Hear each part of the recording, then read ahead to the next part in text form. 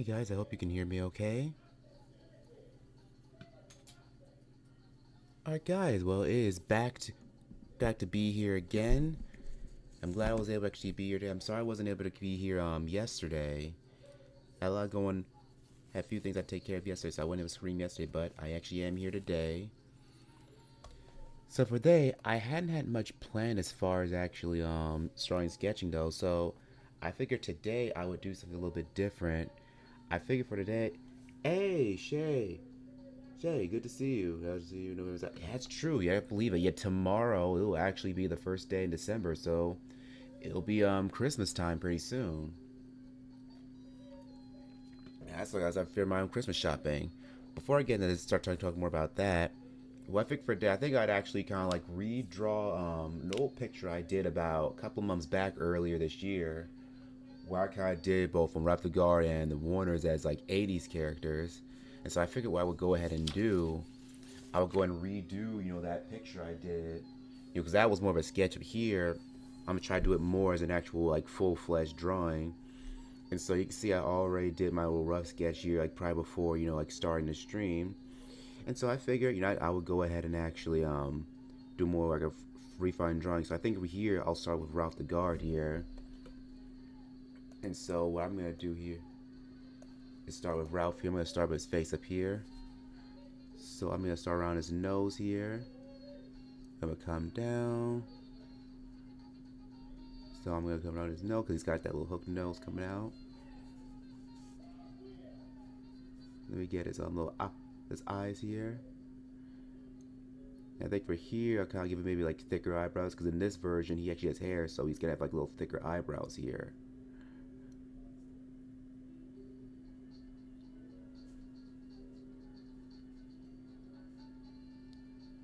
I'm gonna come down and get his other eye as well. But yeah, like it's actually gonna be a surprise, that December's already here. It didn't seem like not too long ago. Thanksgiving. In fact, by the way, Thanksgiving actually went great on my end. So I ended up having a lot of family come over. We had a lot of food, so we had a really good time. Let me kind of get his bottom chin here. I know in some versions character is kind of like a double chin going on, but since his chin kind of protrudes out, I tend to kind of make it jut out a bit more. And let me just kind of roll around. Let me get the edge. Let me come around the edge here. Let me get the side of his mouth. Let me kind of get part of his hair, because I figure this is an 80's version. I think I'll kind of do a version where he actually does have hair. And just as a brief little backstory for the original, because I don't have the I love your Animaniacs fan art as always. Oh, thank you. And in fact, one thing I do want to briefly show before further, yesterday I did a brief kind of very short stream on TikTok where I actually did draw the Waners from the episode Turkey Jerky, where they're actually Native Americans going against that pilgrim who wants to kill this turkey. It's honestly one of my personal favorite episodes, like from the entire show. It's definitely got one of his best dirty jokes where guy says, "Give me the bird." Of course, Yakko says, "We like you," but the fox centers wouldn't allow it. But yeah, I think about episodes in the show, that's probably one of my top favorite episodes, like in the entire show, because everything about that whole episode just works.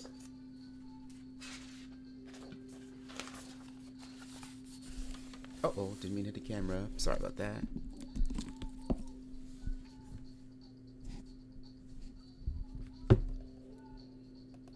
But yeah, that was really kind of fun one to do yesterday, even though it didn't take that long. So let me just kind of get the yellow little brim of his hat. But what was the other thing I was gonna say? Oh yeah, so yeah, Thanksgiving actually went all right. We only had a good amount of people coming. He had a lot of food. Normally this year I would normally have to do two, because I know I used to go on my mother's side, but also to go on my dad's side too. But recently my dad recently kind of moved out of town not too long ago. So yeah, so we really decided we were gonna do both, not do both, and just do one this year. I think I'll come actually kind of visit my dad probably later on, probably like later on this upcoming week when I have a day off.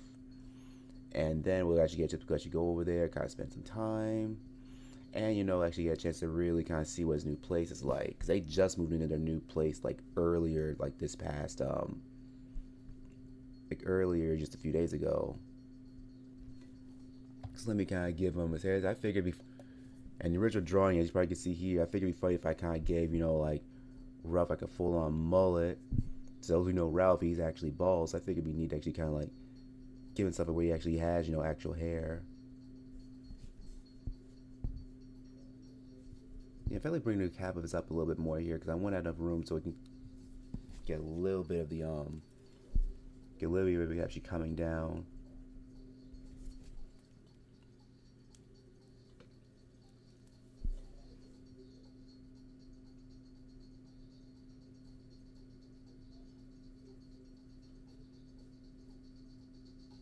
I'll get this. Now let me kind of get the side of his little collar down here too. And now as it's Chris out of the corner, now I have to kind of get ready to start doing some more of my Christmas shopping. Gotta start seeing like what my friends and family would want. Cause it seemed like it wasn't. Cause pretty soon that'll be one. Cause it'll be about really like 3, almost 4 weeks away. And what am I about to say?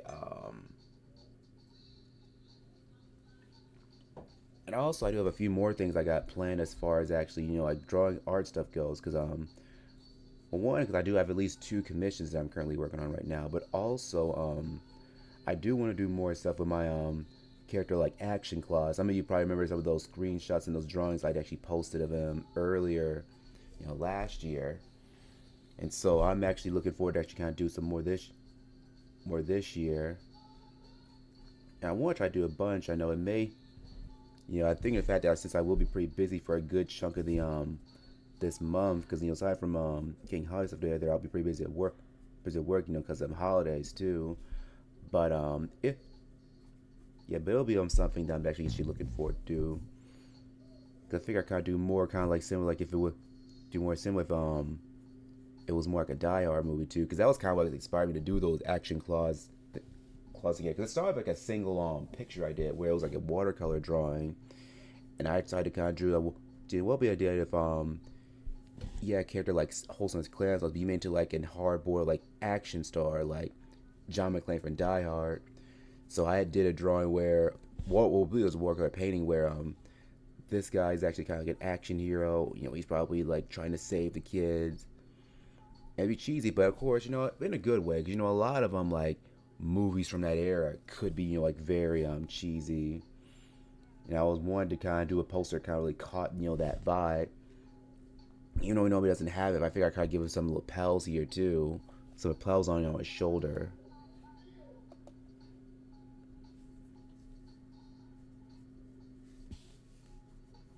Maybe got the little collar of his shirt.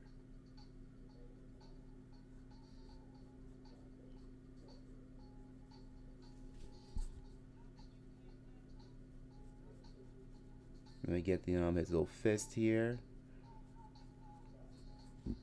And one of the things I kind of stories I kind of did for the action claws, think from the drawings I did, that basically he's actually a mall Santa, and basically deal with that I concocted. I've been meaning to kind of draw and turn into a full story where he's basically this mall Santa who ends up having to look after these kids because it turns out the mall that he's working at the end of the time, about a bunch of these criminals are trying to do a bank heist.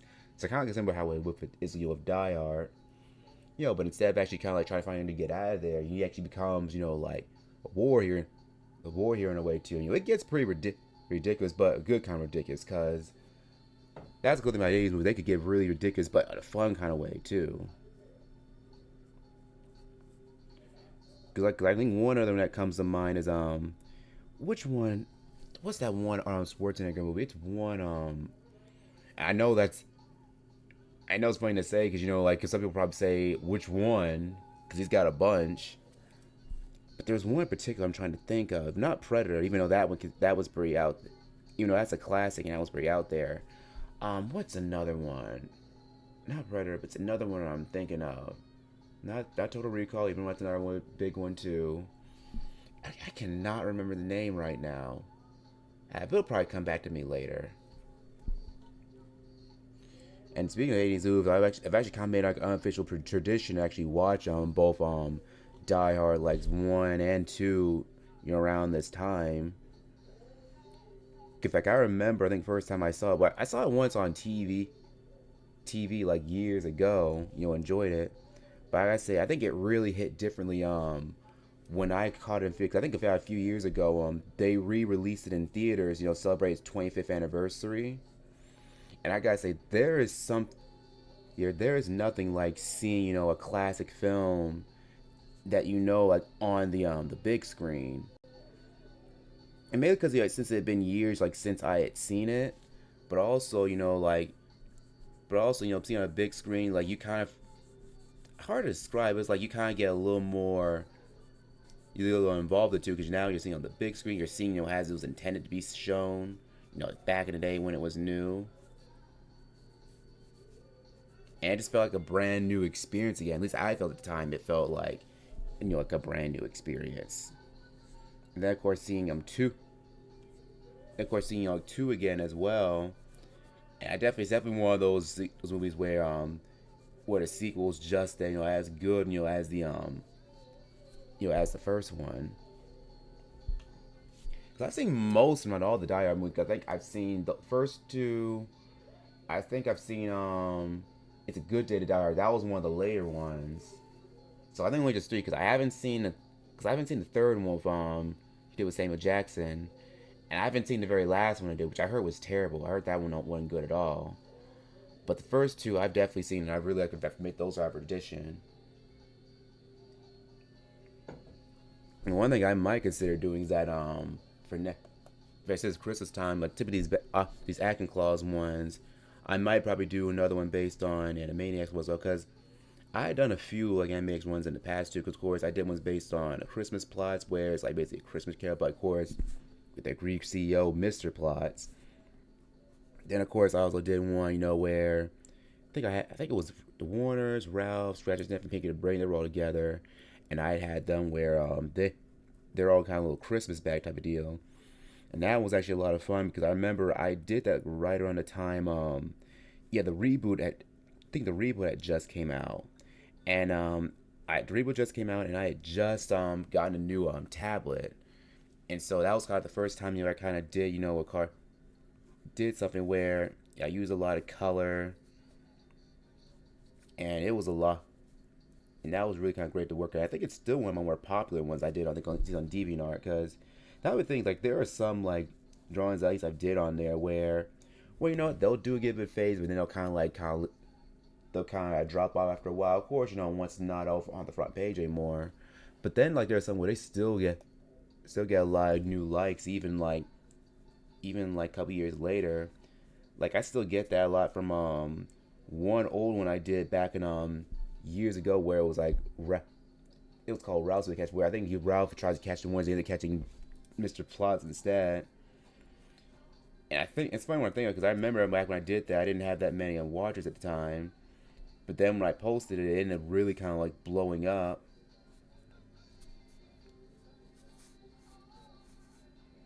Yes, let me just kind of get both the little legs here.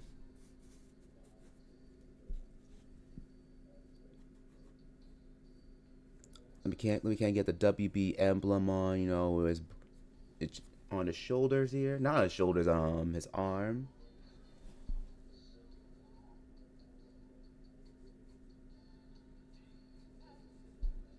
Let me kind of get, his other arm here. Now let's kind of get his little meaty fist. Yeah, I realized, I think the old one I had, I think I had his hand kind of twisted towards his right a little, probably a little too much. So I figured here I kind of bring it back a bit here, so where you can see more of his knuckles a bit more.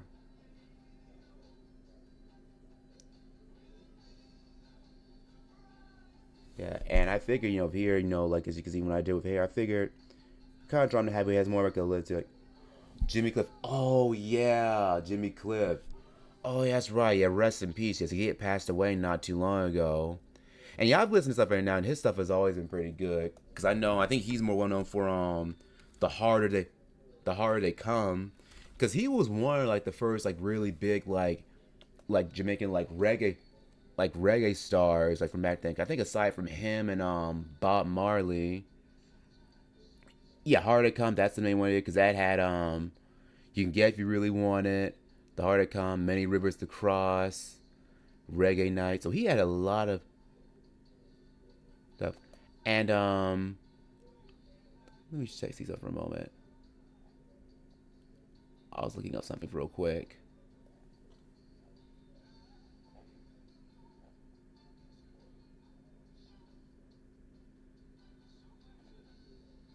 And I didn't find out till just now because I was looking up the Cause I was just looking him up real quick. I didn't know he did his version of Hakuna Matata.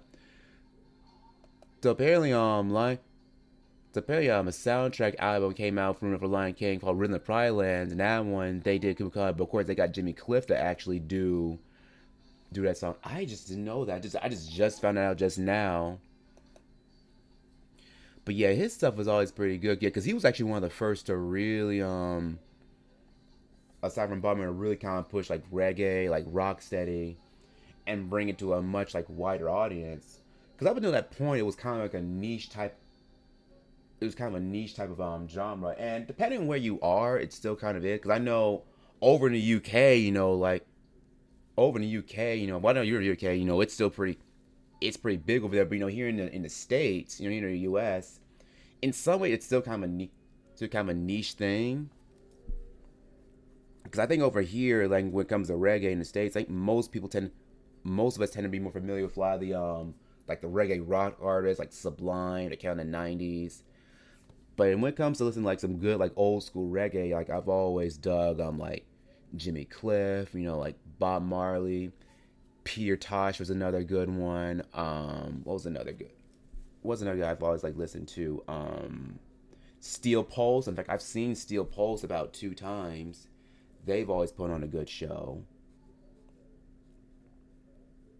Well, I'm thinking of a few others. Let me kind of get his fist squared away before I can move on to the Waners.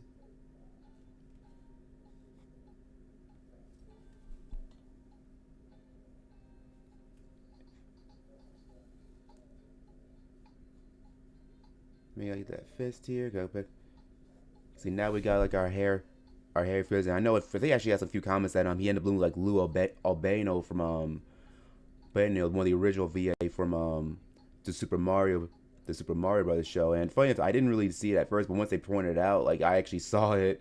Now I can't unsee it.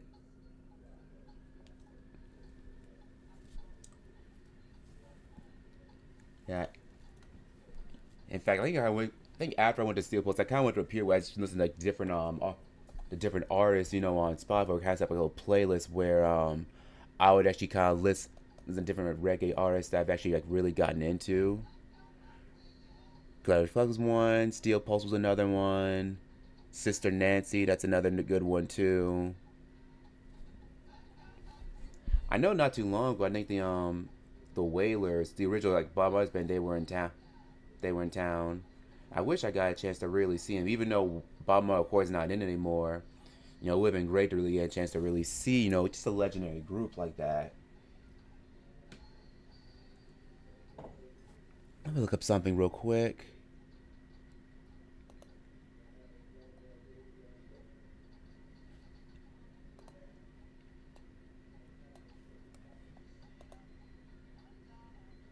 Let me see. Burning. Oh, I just remember a few like Burning Spear. That's another group I would love to see. Burning Spear. Juno Mervin. Third World. Third World's another good one too.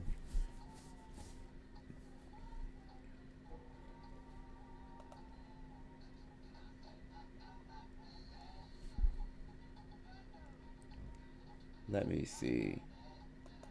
All right, now that we've already got our guy like Ralph here, our guy with hair here now.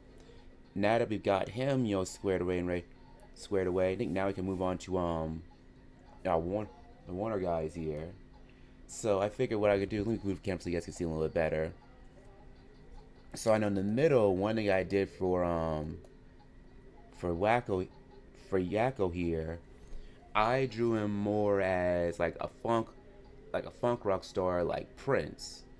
You know, for those who remember 80's, you know, of course, you know, Prince, you know, like Michael Jackson, they were huge stars because their stuff, because they were the rock stars, but they were very funky rock stars.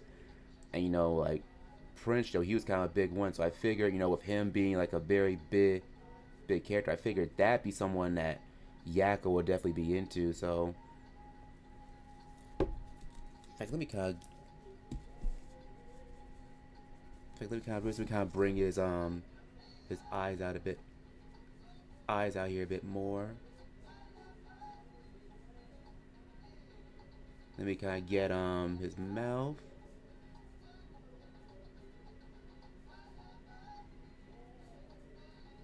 Let me kind of get, you know, his bottom, his little cheeks. Let me bring those out.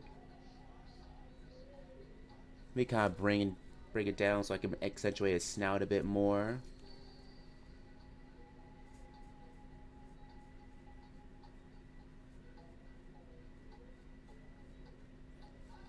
Now let me kind of get like the side of his cheeks, so we get those little spikes that he has, the little scruffiness.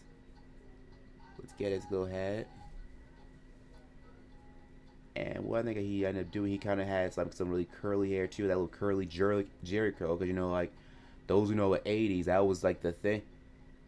That was like the thing. If you wanted like really like long like curly hair. If it wasn't long poofy hair, it was curly hair.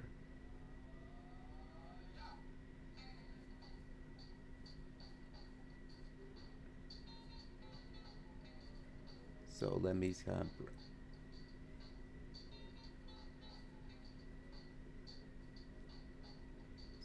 of bring that out. Let me just kind of puff it, bring it out a little more. Yeah, so I figured here maybe it's got like a large collar.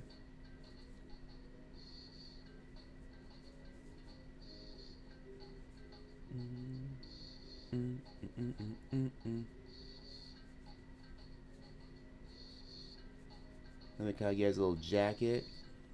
So he's probably got, you know, probably maybe got to make a sequin type of jacket type of deal.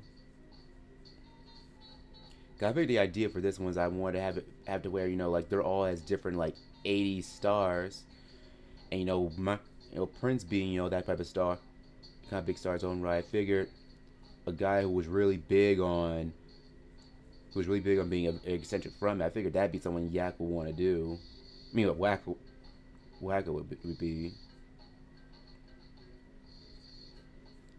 So I figured let me kind of get, you know, his little shoes on at it.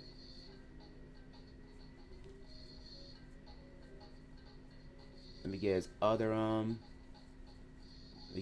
leg here.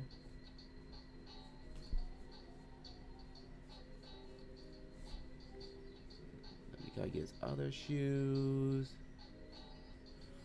I'm trying to think, since I'm redrawing, I'm trying to think if I want to add anything. To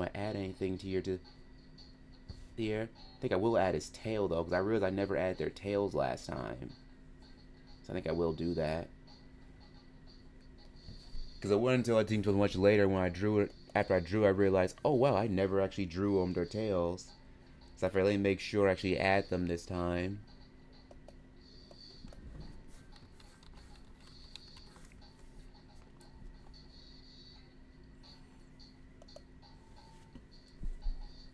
But no, in fact, I'm thinking about maybe adding some of the tassels too.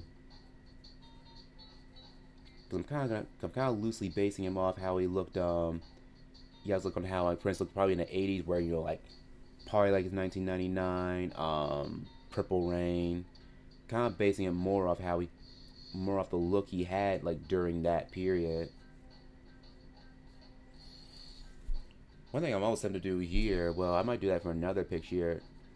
I was tempted to have him maybe have one of the dresses like maybe like a rude boy from the 80's, from like the 80's, because there's a lot of ska and reggae, but I really love a lot of the artists that were coming out in the 70s and 80s. Because of course, that's when you had groups like the Specials, Madness, Selector, because it was all basically these younger groups that really love like old school reggae and ska, but they decided to do their own new version of it where they took a lot more influence from like punk and new wave too. So you end up having, a new sound that was very energetic and danceable. In fact, one of my favorite concert films, I think it's unfortunately at print right now. Because I don't know, maybe it's still great. I think is it as a print? I'm not 100% sure. I might look it up later on. There was a film called Dance Craze. And basically, it was like a concert documenting a lot of these bands that were coming out like around that same time.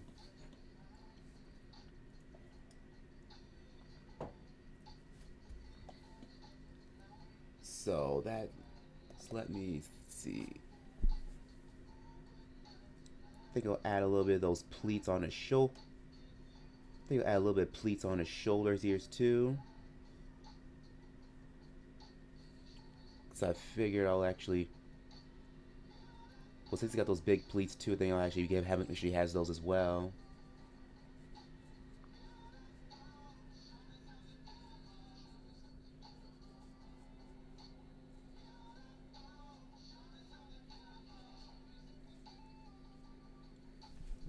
So, there we go.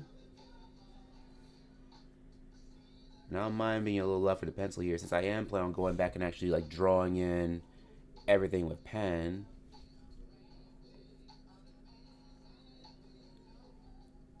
So I figured, so we got like our Prince lookalike here for Yakko here. So for Dot, I'd figure she'd probably be more on a poppy side. I'm thinking maybe either like Madonna, Cyndi Lauper. This Monday, I watched Bob Marley, one of the Netflix film is so good. I need to see that. I've heard that movie's actually really good. They actually do a really good job of actually like compiling his whole life. But I do need to see that. I've heard it's actually really good.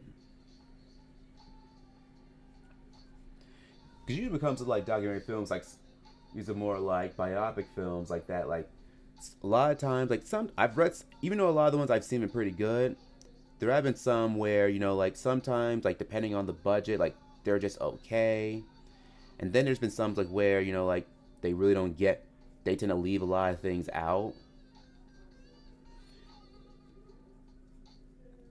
But I've heard that particular one, Bob Marley, I heard that was really good, so I need to check that out. As far as my favorite album by Bob Marley, it's hard to tell you. It's a hard tie between Exodus and or Exodus, how they pronounce it, or what's the other one they did? Not Catch a Fire, even though that's a good one.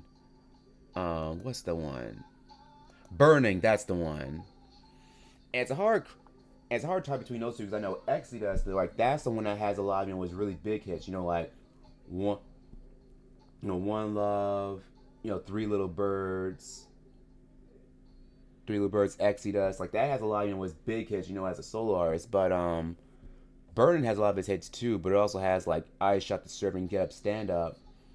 But it's also one they had back when they had the classic lineup with Peter Tosh and Bunny Wailer were still in the group because that was actually the last one they did before they went off in solo and did their own thing. So for Dot here, like since she's actually more of a pop star, I figure I kind of give her more like flashier clothing, kind of like how Madonna and like Cyndi Lauper actually had, because they often were very colorful with their stuff. So of course, I give her like the earrings. I was thinking either of them or even just more stuff where it's very multicolored, very spiky. So let me kind of give her, get some of her ears here too.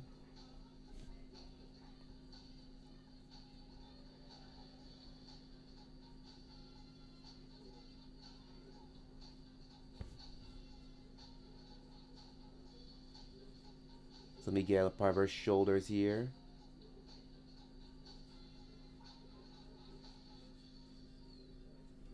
And fact, let me kind of look up some of her Madonna stuff real quick. Cyndi Lauper. Since I kind of do a rough sketch, I didn't have a chance to really kind of look up too much of her outfit choices.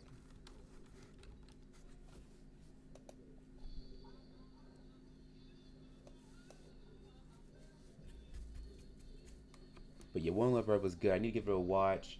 I know another kind of like that was not really a biopic. That was more of a documentary. Sly Lives from Sly from Stone. I saw that on Hulu. I need to get around to finishing that one because that one was actually really good.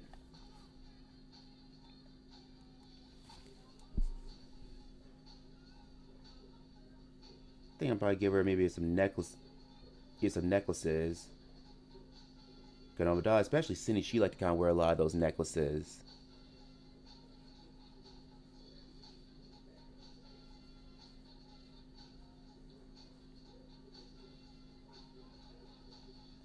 Cause I want to show her a little neck a little more too. Cause I know it was the last time I didn't really get. She didn't have really much neck, and the last time I drew her.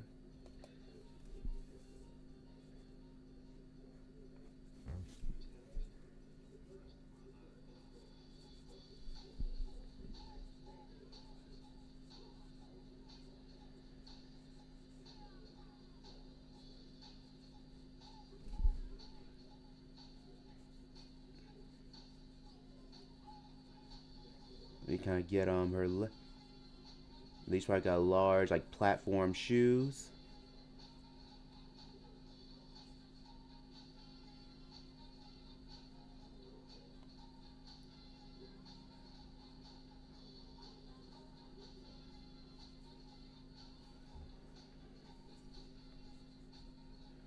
So we kind of get our other legs here.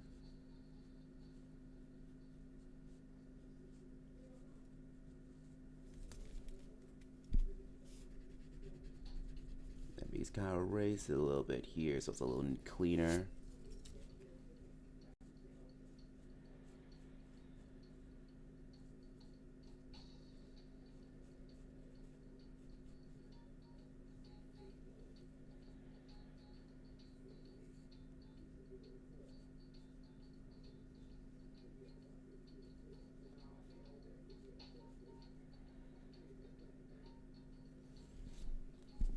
So there we go. Let me just kind of bring the spike out a little bit more here. Just a little bit more.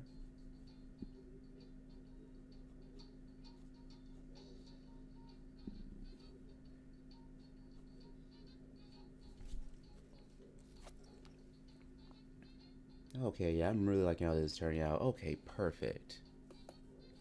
My belated Thanksgiving drawing was Jumbling the Elephant as a balloon. I saw you. I think I saw you post that on the site earlier. I really liked that. It was really nice. Stand by. Give me just one moment.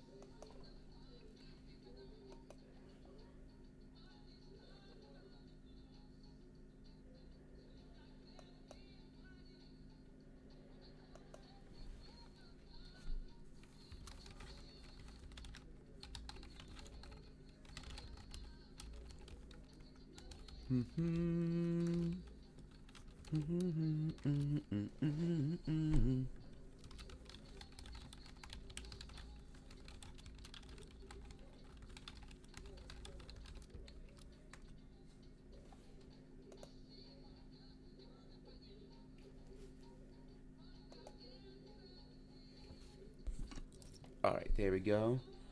So now we got our funk star. Now we got like our funk rock star. We got like a pop star here. And I figured since we've done that, I figured after that we can do our last one over here. As like a punk rock star. Now for those that know me, when it comes to listening to a lot of 80s music, I tend to really do a lot of old school like punk rock from that period. Like Black Flag, Circle Jerks. And I think it'd be Yago because with Yakko, he's always big about being very big, being very flashy and outgoing. Dot would be someone who would be very, very cute, very pretty. But I figure like Yakko would probably be the one that he would actually have more of an edge to him with the music he likes. So I could see him being more of a punk. So I figured what I'm gonna do here, let me kind of just start off, with actually drawing him here. And then kind of bring his snout down a bit here. Because that's the thing I always keep forgetting to do every now and then, is actually make sure I bring their snouts down. Because a lot of times, especially in the beginning, back when I first started drawing, I often make their snouts, at least the bottom of their snouts, a little too thin. But I think I actually kind of gotten a little bit better at learning how to remember to do that. Or at very least catching that before I might actually end up doing it. And I figured, let me just kind of bring this bottom, let me kind of get his little neck. Let me kind of get his neck. I think I'll probably get maybe a fucking neck collar, a big collar too.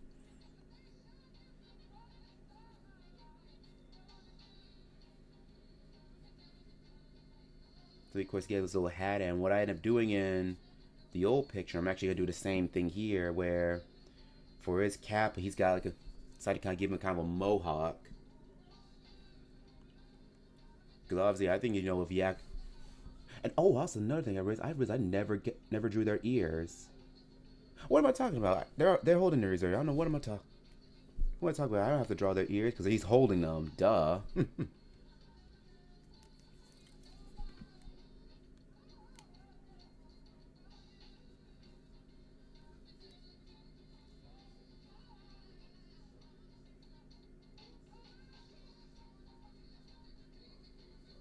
Yeah, and so I figured here, he'd probably have maybe like some plaid or either some plaid clothing. So I figured he'd probably into like Sex Pistols, even though Sex Pistols were more 70s and 80s, but probably more other stuff like GBH, if she'd be into them, The Damned, The Crash. That's another one he'd probably be into.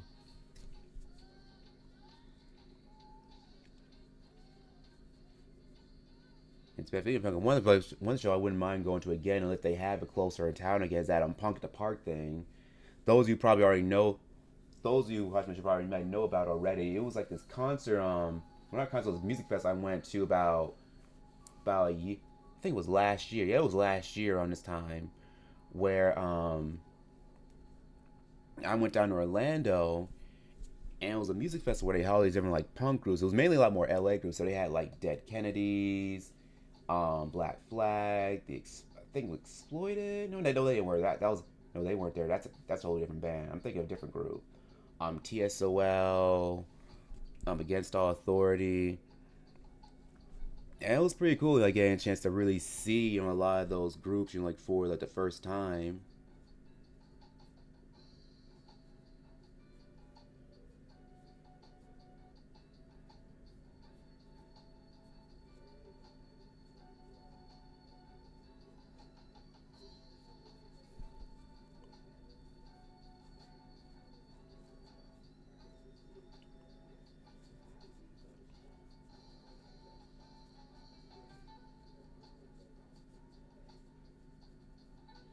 Let me kind of get, get his legs.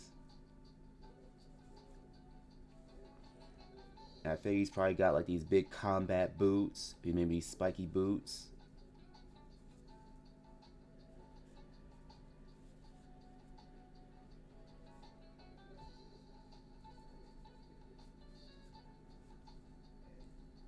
And I really wanted, even though I had a lot of different ideas and other stuff I wanted to try to do, I really didn't want to actually get a chance to actually do like a new like Animaniacs one, because I didn't really feel like I hadn't done too many proper ones in a while. Yeah, there we go.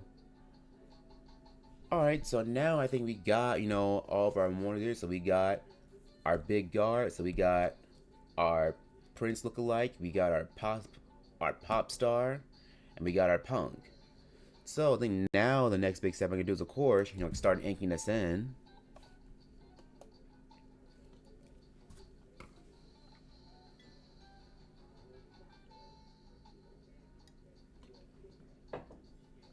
So let me see, where did I put my pens? Where did I put them? Oh, hang on. I just had them a moment ago. Oh, here we go. Perfect.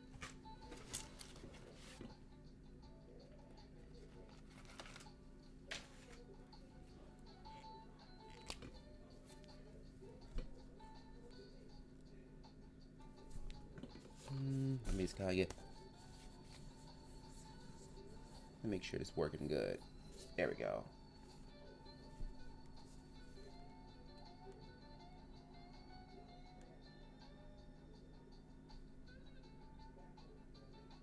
Let's get their little eyes.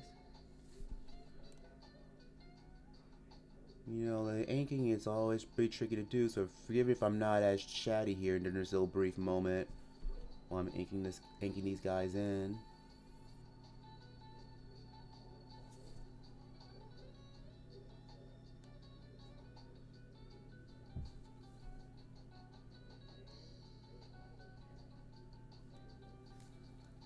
You know, now that Christmas is on the corner, of course, I'll be trying to catch up on some of my favorite Christmas specials.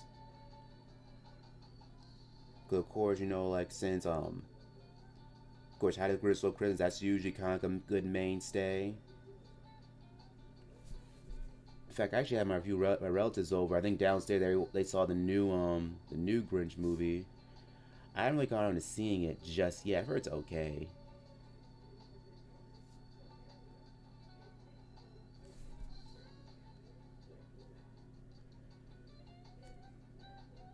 You know, New Grinch, that's another. The old Grinch, that's one of the classics that I love. What's another one I can think of? Might be a little more obscure, but I think the Flint. Well, no, it's not really obscure, but it's probably not one people talk about. But Flintstones, Christmas Carol, that's another one that I really like. Which is funny because like there's so many different versions of Christmas Carol, but like that particular one I really do kind of really like it. But something about it for me just works for me. And what's another good one that I like? I tell you one that I actually surprisingly ended up really liking because Mr. Magoo's Christmas special and a little bit of history on this one. So I had saw it for the first time like years ago. It was back in like 2005, and this makes it even stranger because you know 2005 like that was around the year where Cartoon Network they pretty much phased out a lot of the really old cartoons, at least aside from like say maybe like Tom and Jerry. And occasionally, sometimes they'll play Looney Tunes, but not that often. But they had phased a lot of the old ones out. So when they put that on, I was like, wait, what is this? What is this? And why do I actually really like this? I'm special. And yeah, really liking it. And that would be the weird thing, because like, you know, Cartoon will always be that period where you'd have like these old specials where you probably haven't from cards you probably haven't seen in years. You probably wouldn't have seen it any other time, but yet you've seen it here. Because I know they had a couple other ones too. Of course, Nine Dog Chris, that was another like somewhat obscure one for a while that I used to remember really liking. And I don't know if they were trying to turn it into a full series because they had so many like different characters on that one. Because like these actual like dogs who ended up becoming part of like Santa's sleigh. And there was another one that it was called Grandma Got by a Reindeer. That's kind of like a big cult classic now because I remember they used to play it all the time back in like mid 2000s, but then like later on now when people reminisce about Griffith like various like bizarre like Christmas specials because it's kind of bizarre because like it's a whole Christmas like based on that song and just a different direction it takes because of course you know it follows the whole song because it follows you know how how she gets everywhere in, but then Santa ends up getting sued by the town because of it. Not gonna spoil too much for those who haven't seen already, but that one's actually pretty fun. Another one that was actually pretty good. What's another I can think of? I don't know if they didn't play this one that often. They played in mid 2000s. Return. I think it's called The Legend of Frosty the Snowman. That one was kind of like a new like Frosty Snowman movie, and that one was interesting because that was I think one of the first I think probably only time you know the title character Frosty he was actually voiced by Bill Fabricate. For those who know Bill Fabricate, you know he was the guy who voices Patrick from SpongeBob, and so it's kind of funny you know kind of watch you know watch him he's on screen because you know even though he's supposed to be Frosty, like his voice still has that Patrick voice to him.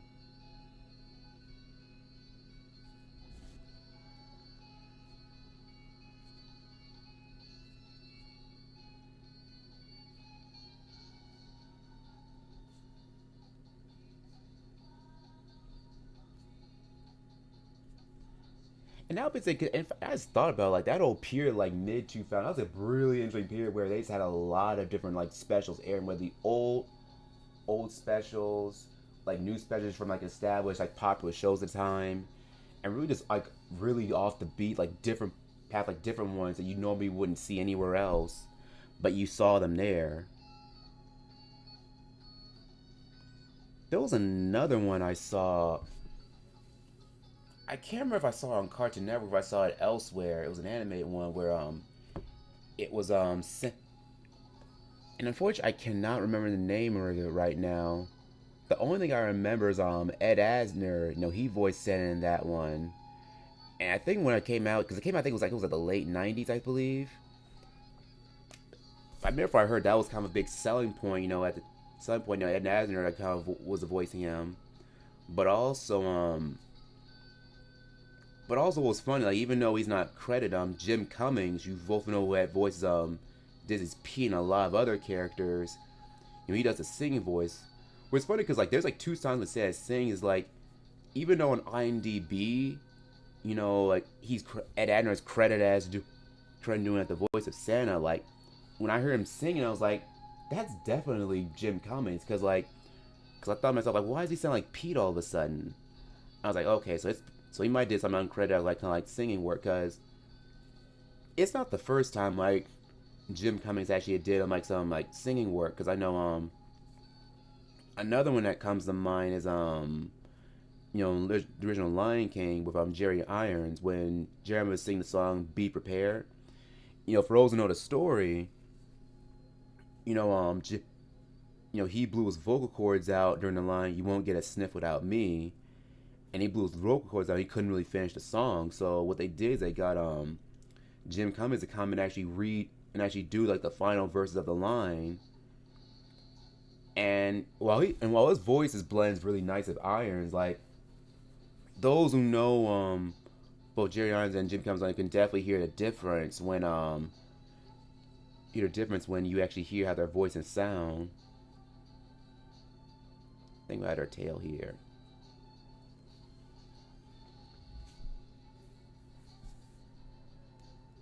So we get his little neck here.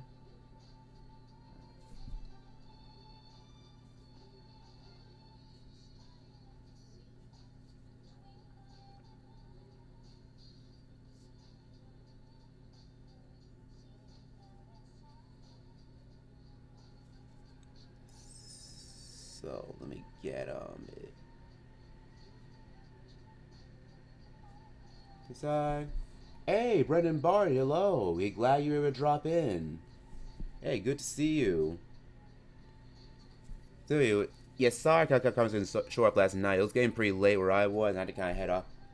I had to head off to bed. But it's great to see you here too. So, one. So that's kind of a brief recap of what I've been doing so far. Is that I'm currently kind of redoing an old picture I did back around in spring of early this year, where I drew the Waners and Ralph has 80's character. So of course, I get Pam to get some more real quick.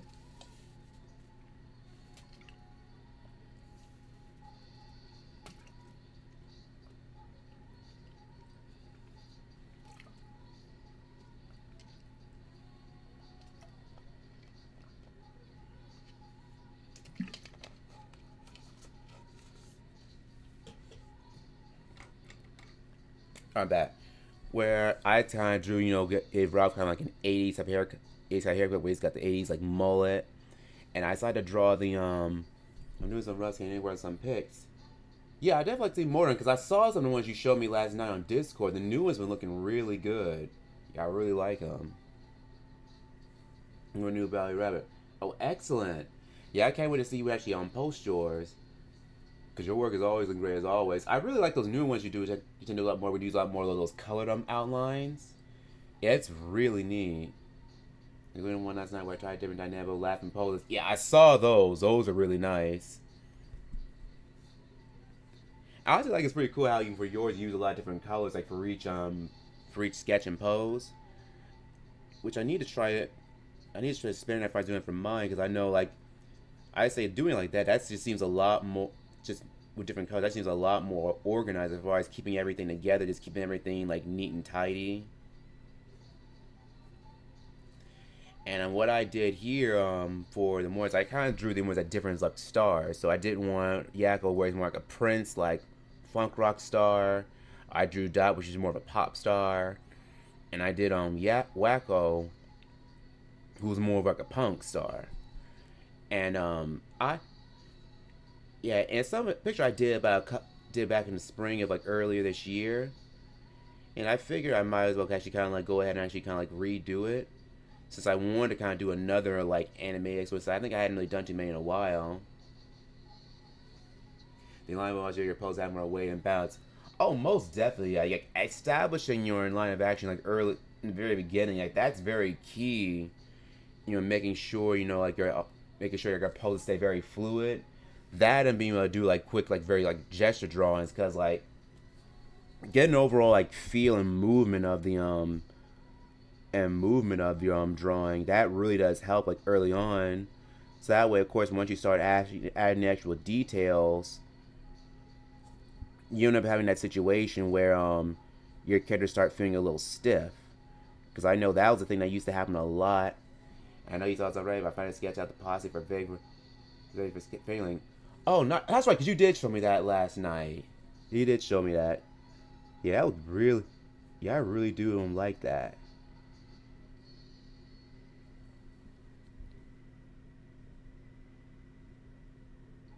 I mean, like, give me just one look how I get his bottom lip here. I know this part is a little tricky. Let me kind of get the side of his cheeks here.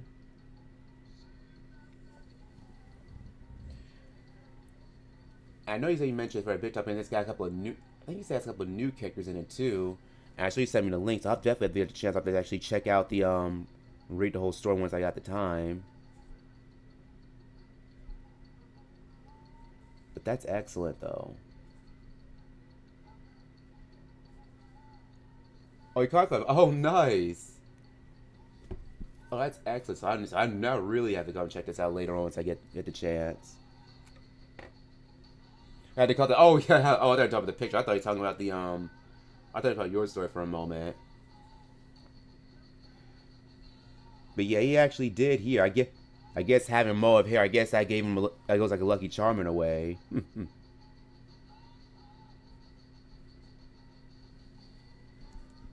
So I'm just kind of going all over the place at the moment. Because usually kind of during this period when I'm inking, I'm also kind of like decide. I'm also trying to make sure the lines look neat, but also I'm always deciding if I want to change things up too. Because I've had some instances where if I'm actually like drawing out my pencil lines, I've decided, like, hey, maybe if I want to actually maybe I want to take something out, maybe I want to put something back in.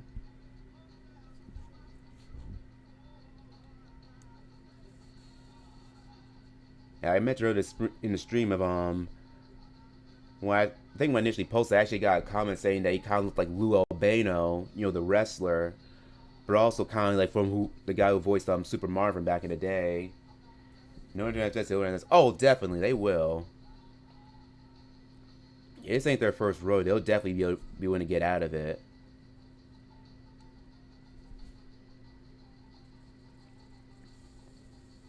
So let me get the top.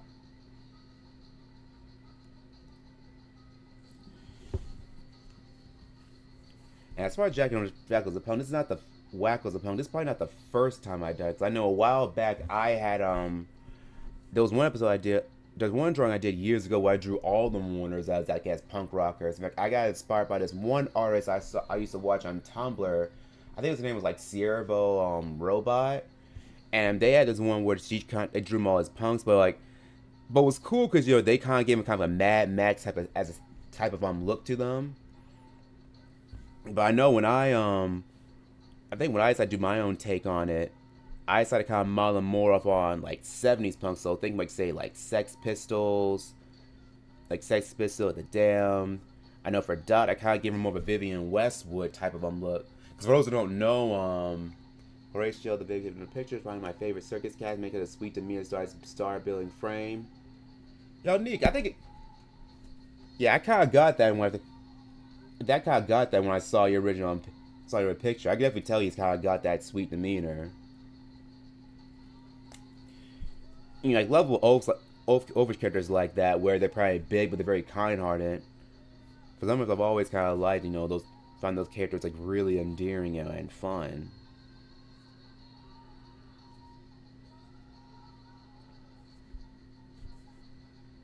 They get the little pocket plates here.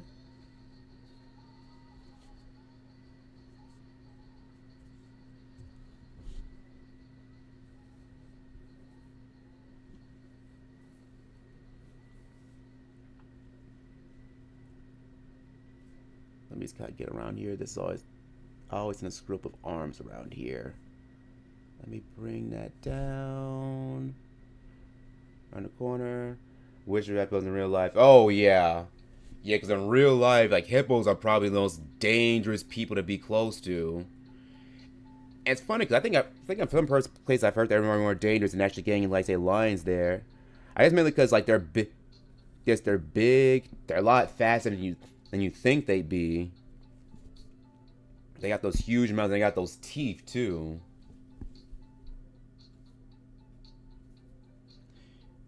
The only time they're cuddling adorable is when they're babies.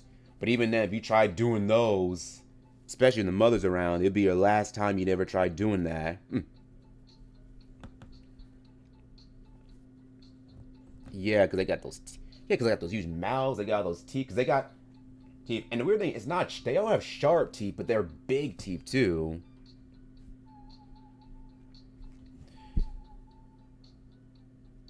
And funny enough, I didn't realize how dangerous they were. Now, well, cause I've seen them fighting, but probably when I realized how dangerous they were, I think I saw this one person. There was one video series. I think where this one person was feeding them a hip. I think they feel like full of watermelons. And the fact they were crushed so easy, it's like, oh god, these are some powerful animals. So I can see why even like animals like lions, they gotta be careful around them.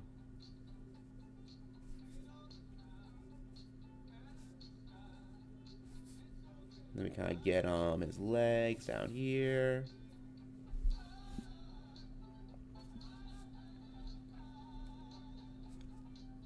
Let me get down here, get around the legs.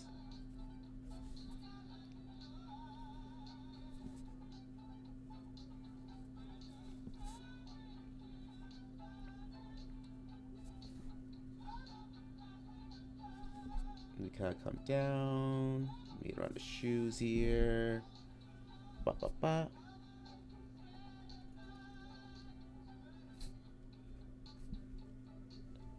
Alright, so let me get some finer details. We get the WWE emblem on, you know, on his suit.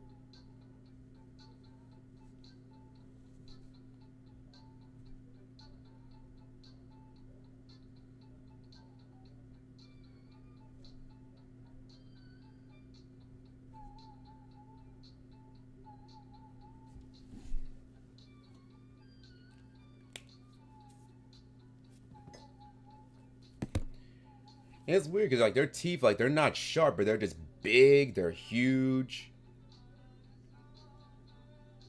and they're all jagged in different lengths too.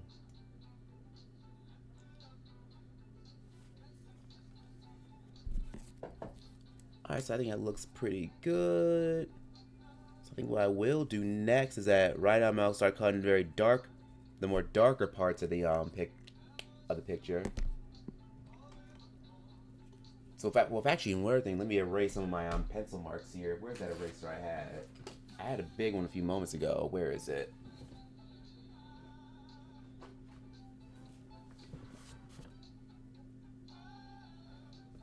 Oh, I like that too. It's well fun. It's very high fear on my side working for PT. Cheesy on mouse. Oh, that's very erotic. I like that.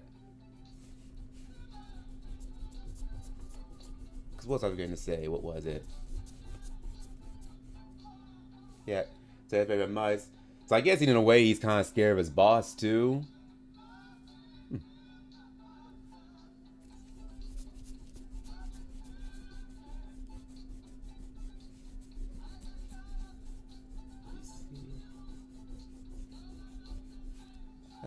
something.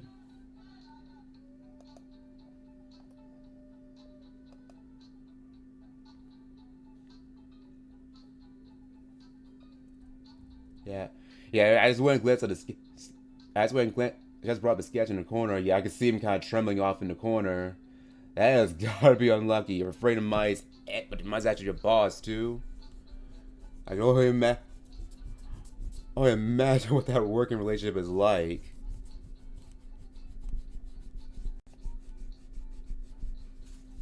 So let me erase everything here. Yeah, here's my. It's actually how you put him a cat. It's actually how you put him a cast on ring up your shark tooth. Oh wow.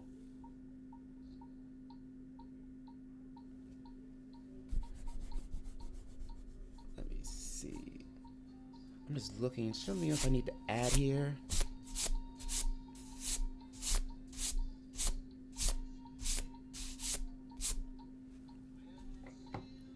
Oh, Castle. I know Charky was deaf. I know it was deaf. I know he definitely had to be feeling that after that incident. Where's the other pen I was gonna use? Here we go. Perfect. So let me actually so I'm gonna start coloring in some of these darker areas.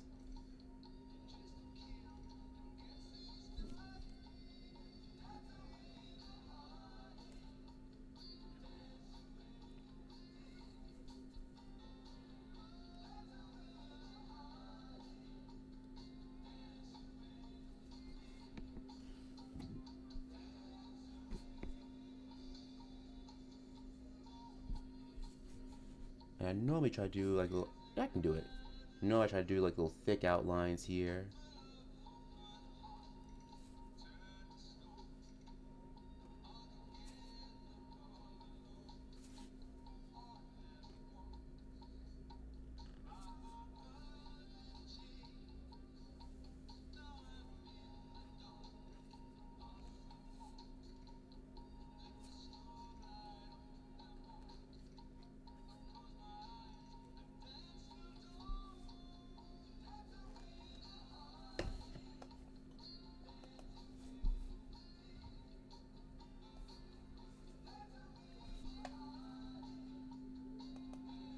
I was looking something up real quick.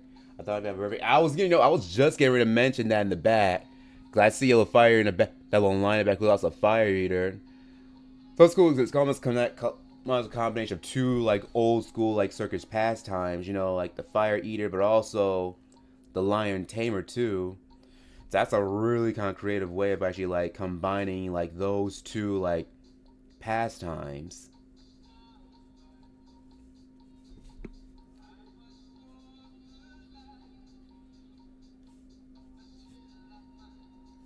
If I think about that, I just realized like, really it's been a while since I've been inside, been in an actual like circus.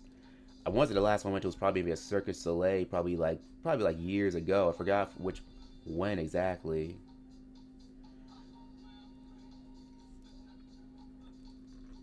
Yeah, but I don't think I think the only ones I've been to is Circus Soleil, Big Top. Big Top. Sorry, that was another one. I know one year when I did Circus Soleil. I forgot. In fact, it was the very first one I went to. I remember that would be kind of fun because that one it was kind of like a throwback to like old school like Ringling Brothers like Barnum and Bailey type like circuses, but it still had a lot of like neat like acrobatics, but they still had that call back to like these old school ones where they had these clowns, they had more like vaudeville related stuff too.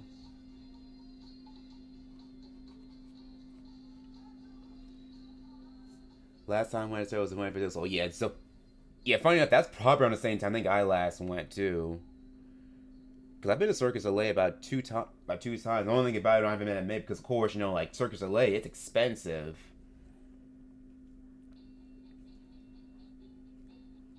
But I think the first time I went, that was probably the best since that was the one where it was like an old school, like classic, like circus type of deal. There was another two I went where they had a little more of a modern, like interpretive dance type of one. It was different, but it was still good. And then they had one it was themed around Michael Jackson. That would end up being Love. And now that one wasn't in. That one wasn't in town. That was actually a little bit further. It was a little bit like further outside town where I was. So I see him in the back, a little seal in the back. I like that. I see his big nose in the back. But I like that he's got like the whole big crew here. Oh, sea lion, my mistake. I don't know why I keep getting those two animals confused. Let me see some for a moment.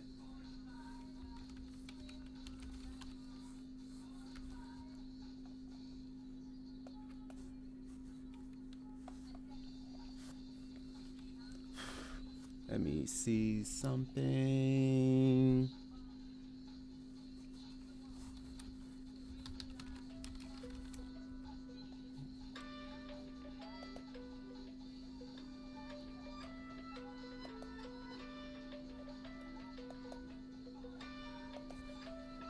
On the way, let me just kind of go on the edge here. The big D's what I see on the sea lines. Yeah, I know. That's why I was also surprised why I got them confused.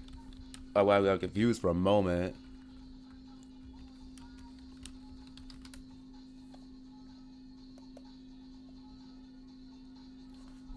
Oh my god! Oh my god! I just looked up a few pictures right now too. I don't know how I got them confused. What is wrong with me?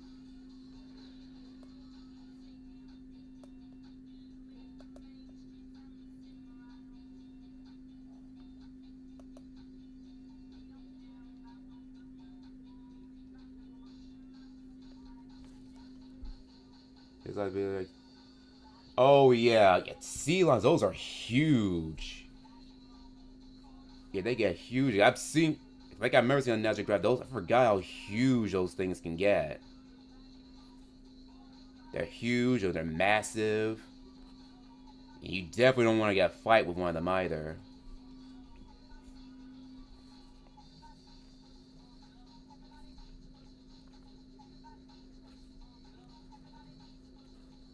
In a few areas in this picture, I am gonna kind of color in black. I think a few small areas I am gonna kind of color in black too.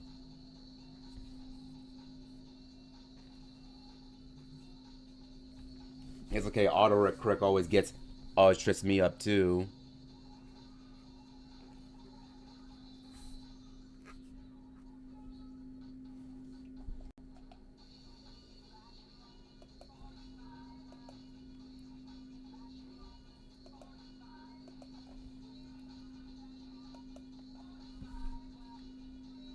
And they're friendly.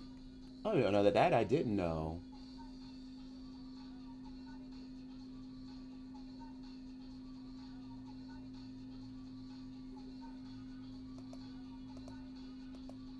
Let me see something get down here. Let me get on the edge.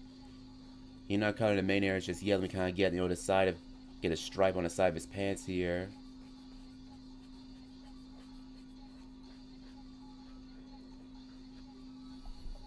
I was looking at the old sketch. I like the design of PT Cheesy. It almost reminds me of design of one of the. It was reminds me of one of the later Looney Tunes kid. I can't remember his name right now because I don't know. I can't remember his name because I literally just saw that character when I was looking through these old Looney Tunes shorts on Tubi. Which, by the way, you can actually see a whole bunch of those on Tubi now.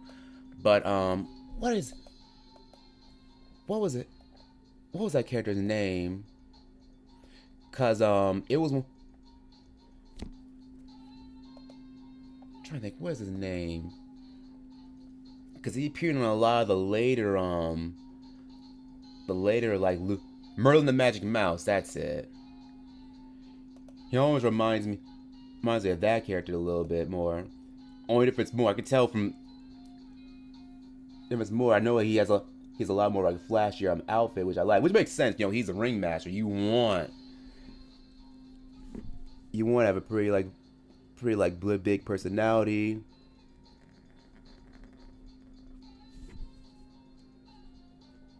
Let me go around the edge here.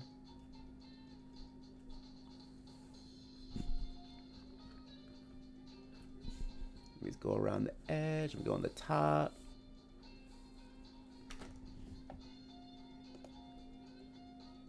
And there I say, not Spirit Sif was what was his name? I'm trying to bring it up. Oh, here you go, Merlin the Magic Mouse. That's it. And his gimmick, he always in the old cartoons, he wore like a top hat. He wore a red coat, and he spoke like W.C. Fields, an old comedian from back in the day.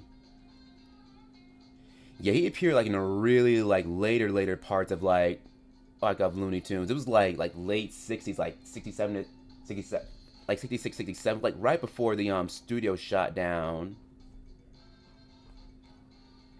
If I were actually, his shorts are actually pretty good, which is saying something because like those who know like the history of Looney Tunes, like when they got to the 60s, at that point a lot of the original people who worked there had left. And so what you had is like, so what happens, the quality of actual like shorts, they kind of start like declining. But I remember like Merlin's stuff was always usually pretty good.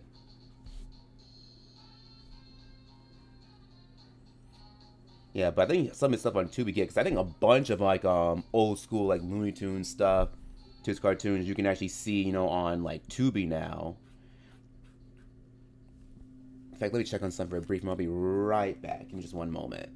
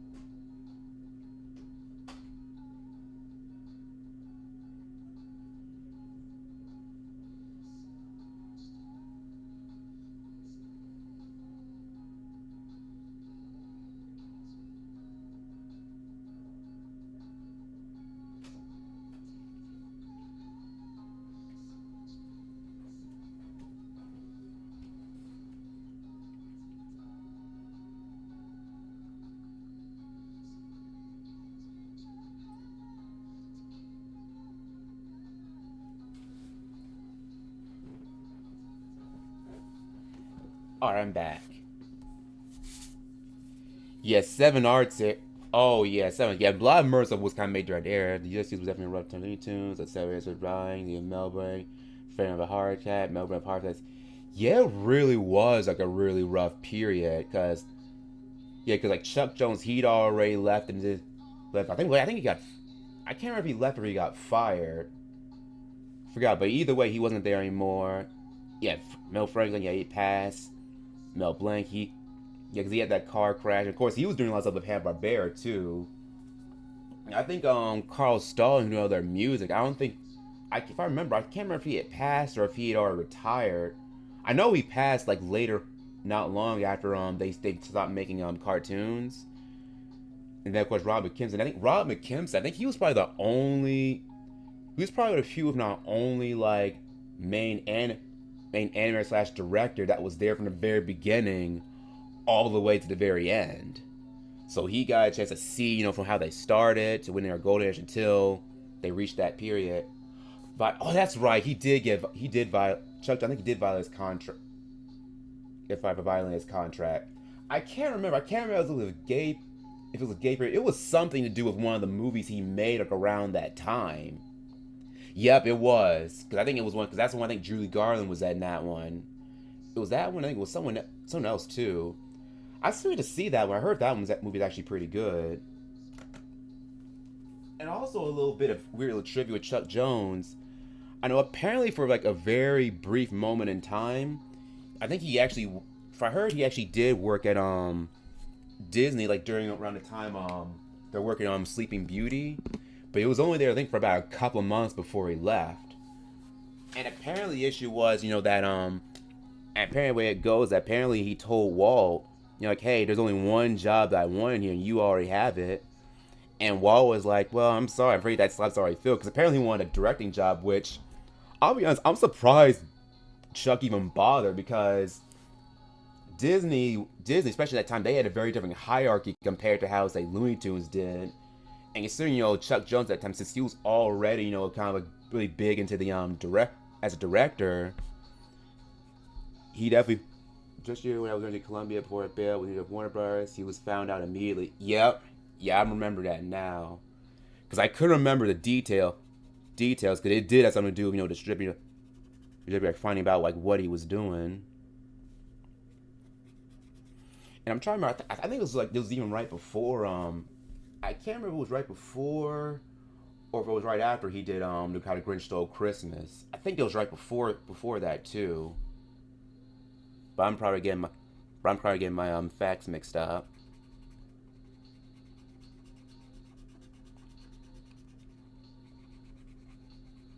Facts like Hank Freeman died while scoring the jet case of Bill Lava. That's right, I remember that too. And funny enough, I know, but this might be an unpopular take. You know what? I actually don't mind a lot of like Bill Lava. I know yeah, I know a lot of people kind of fling into Bill Lava stuff. I actually kind of don't mind that little like laid back, like jazzy feel a lot of his soundtracks has. Now, granted, a lot of his stuff doesn't really have the comedic timing. The timing a lot of like Franklin and Carl Starling's music had, but his has a pretty like neat vibe.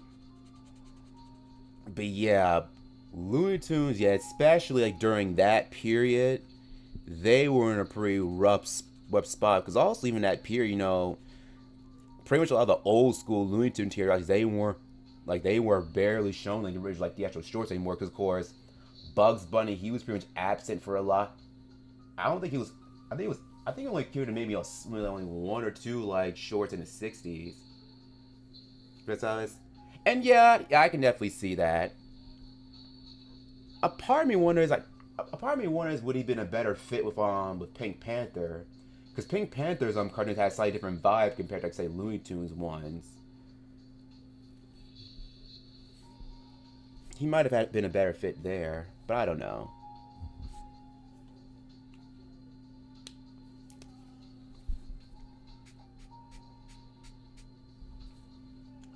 Now he leaves this other shopping mall I had. This isn't as dark.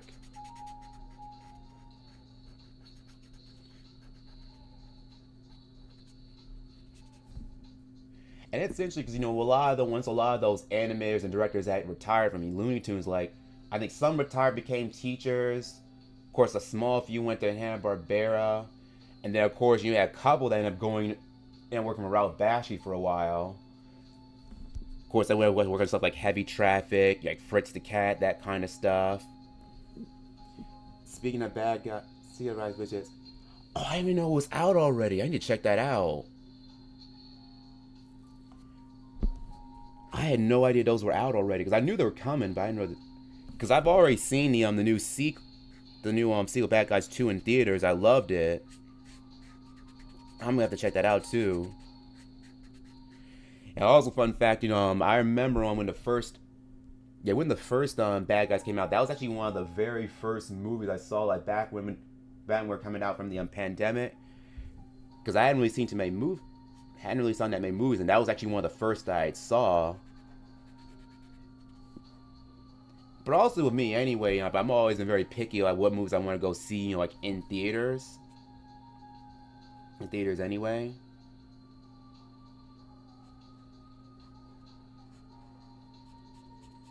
Yeah, I don't think they probably even announced it, but what? But that's the thing, kind of with like these shows on streaming services, like sometimes you really guys kind of look up to kind of see like when they're coming out, because sometimes it'll come out and you probably won't really know until like it's already out.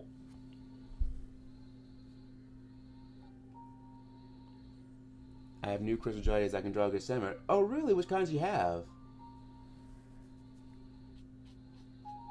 Is it?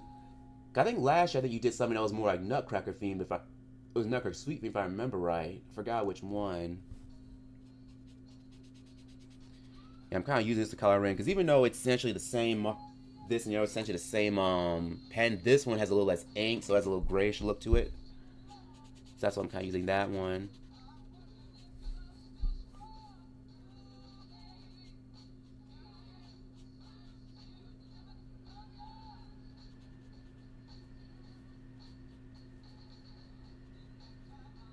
Yeah, probably probably do here is that since I'm using a lot of black, I'll probably use some of my 'cause I do have some gel pens, gotta bring back some of those outlines. That's another reason why I'm kind of using this spider pen. It's a little lighter. It won't fully cover up all the close on the lines I made here. Yeah, but I have to check that out because Bad Guy is probably one of my favorite It's probably some of my favorite new films that are out there already. Character is so much fun. Anchors away. Anchor hides the cruise ship and goes a tyrant spirit out there. Oh no! Oh, that sound was good. Let me see the way. Alright, got the crew. And go the tyrant spirit other animals. Oh, nice.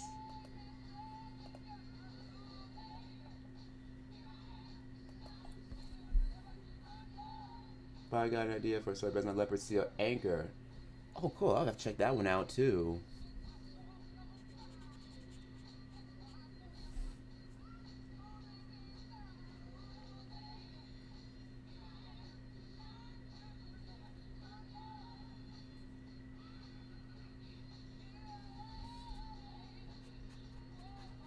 We kind of get their little tails.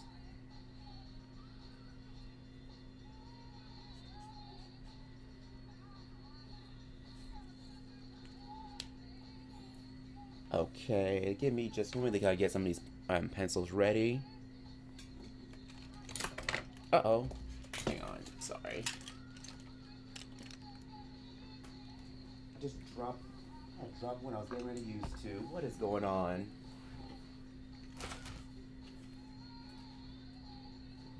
Where did it go?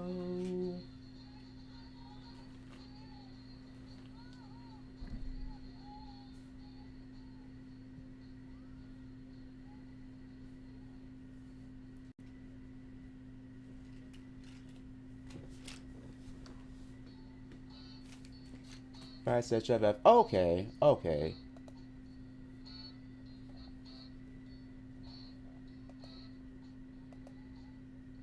Yes, later on I'll definitely have a chance to actually check it out.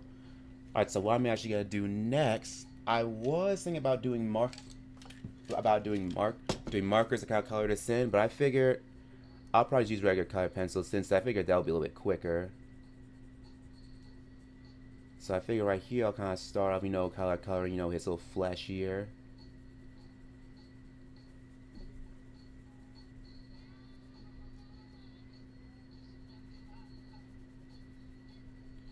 So let me just kind of like color his flesh right here. Let me sharpen this a little bit too. So, sorry about that. Give me just one moment.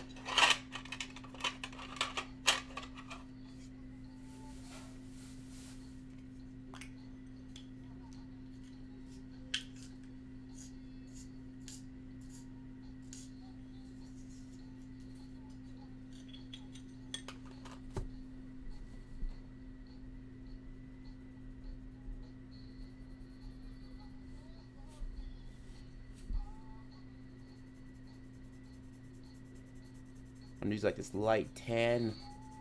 The tan is kind of color him in.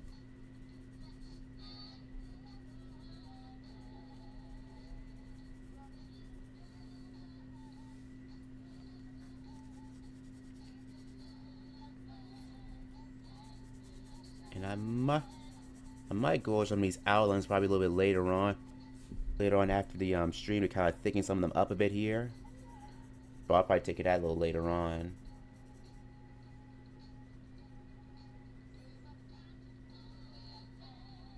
In writing stories, that's something I need to get back into doing a little more often. Because really, coming to writing stories, I used to do it a lot more back when I used to write fanfiction. But this was probably like 5 years ago when I used to do it a lot more. On the side, I have animals. They'll be situated in the middle of a large forest, hidden away from the human side of the world. That's a good idea, just to kind of keep everything fairly simple, so you can just focus on just the animal characters. Because the other side of the Outcat game, tell kids are all in the same music. Okay. Oh, cool. And that's something I even think about too, because I'm sure whether or not they all kind of within the same universe, or they all have their own separate universes.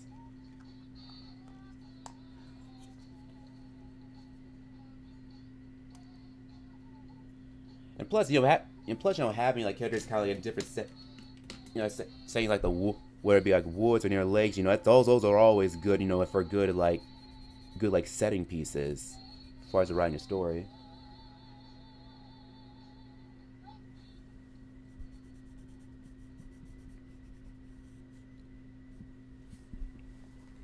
So I know here I'm actually gonna start using a little bit of yellow here for just different areas. I might use it on for the earrings.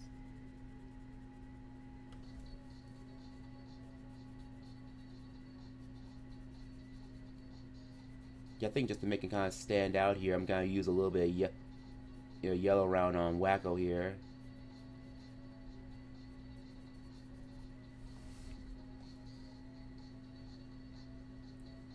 All this encouragement with the first joy to show here. Oh, really? Oh, neat. So this new one, does it take place in... It's a hunter ship. Oh, wow. Oh, well, so it's kind of based on one of the old Looney Tunes shorts, too. So this one kind of set in a forest, or it's kind of like set in on a town? Because that does sound nice.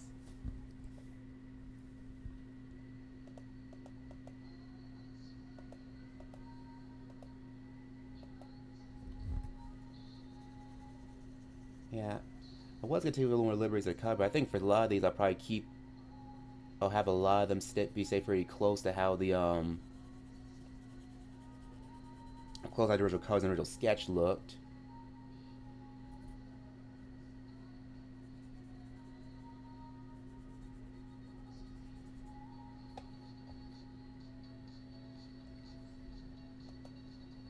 Those are sick. Cool. Alright, so let's see. I had red for a moment ago that I was using. Here we go.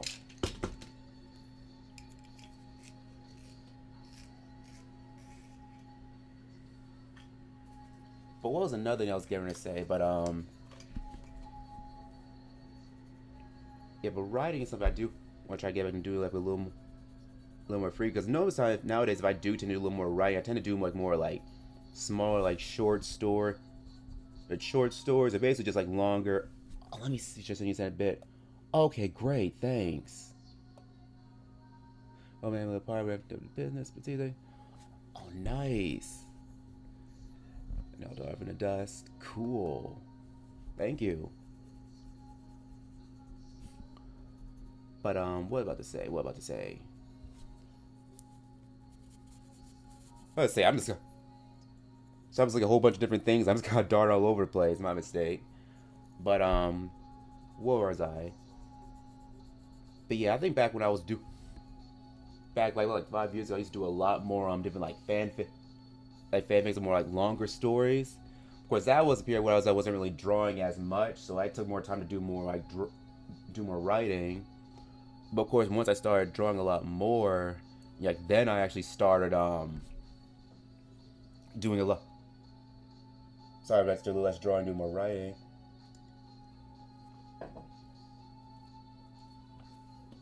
But I do want to get back and try doing it a little more often. Like, let me look and see something I'm missing over here.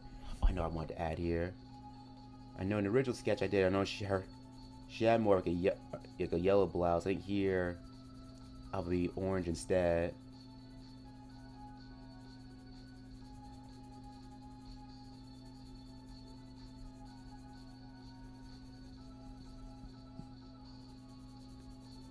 I think this be more like a pinkish color. I don't really have to use it. Let me just kind of use it on here. If I want metallic, I'll use this for down here too.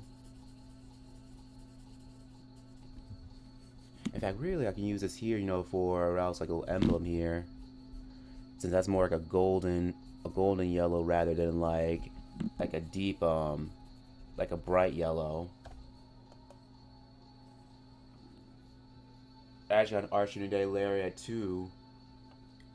Oh, cool! Hey, thanks for the heads up. I know I have a few errands I'll take care of later in the afternoon. But if I get the chance, I'll definitely get a chance to swing on by so I can catch your stream as well. Because I really did like the last one I was able to catch. I was able to catch last time a few weeks ago. So I'll try to make it to yours later this afternoon. But thanks for letting me know.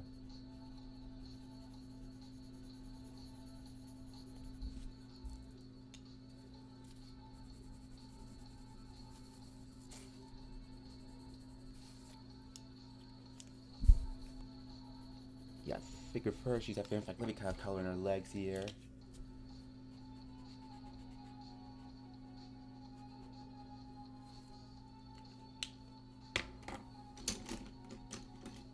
I think I'll use a little bit of green here for a necklace just to add a little bit extra color.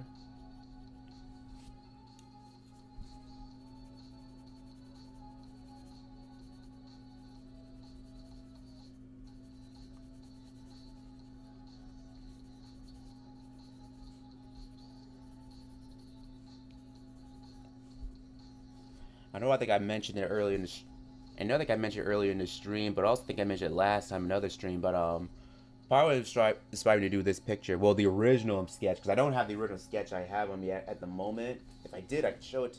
I could show it to you. But part of what inspired me to do the other one, it was done when I was back on the cruise ship earlier in the spring, and one of the things they had going on was 80's night. And so basically, where they had like, a huge party where everyone was kind of playing like different 80's. It was actually a lot of fun because like they played all the little 80's that I knew, but also they played even like some other stuff they don't hear as much as often. Yeah, and despite me being technically being more of a 90's kid, I've always had always a love thing for like 80's music, whether it be like say funky stuff like funky stuff like say like Prince or Michael Jackson, whether it be more stuff like Whitney Houston, or say like rock stuff like Joan Jett, or like punk stuff like say like the Circle Jerks, say more like, or say like X. It's a lot of different groups in that era I really do like. Since this is pink, let me actually use an actual pink here instead of using that red like I was before.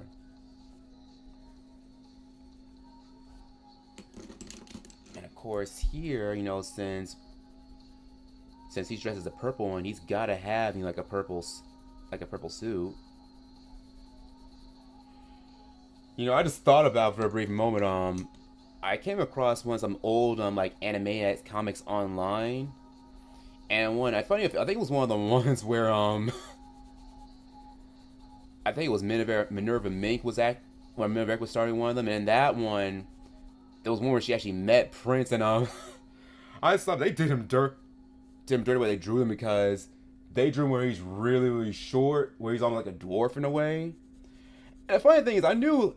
Sure enough, Prince in life, he was a pretty short guy, but he wasn't that short. Let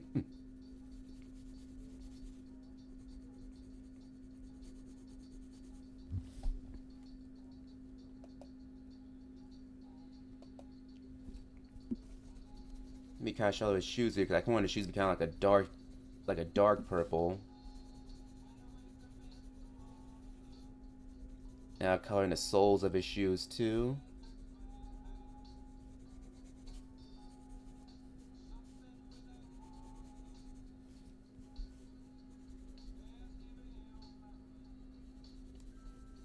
Since his fur is already kind of a dark begin, I figure I have his hair actually be kind of maybe a dark purple.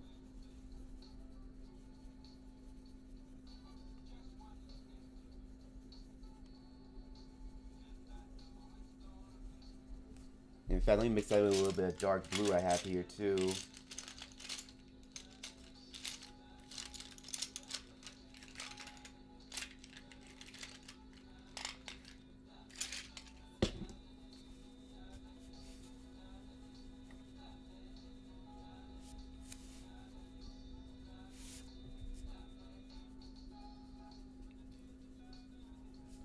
And granted, I'm aware Prince didn't have like purple hair, but I figure, let's say, Yakko, he's taking some creative liberties here.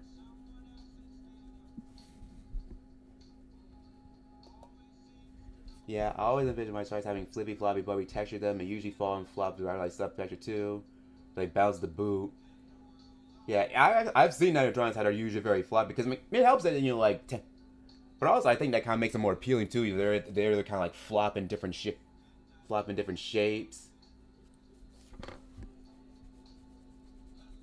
Oh, it's that floppy like rubbery way you draw. I think it makes them really appealing too.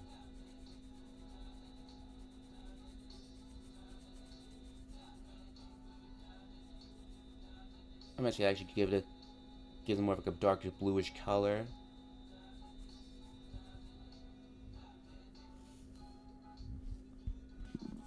And while I'm at it, let me kind of use the this dark blue elsewhere. Let me use it on Ralph's hat here.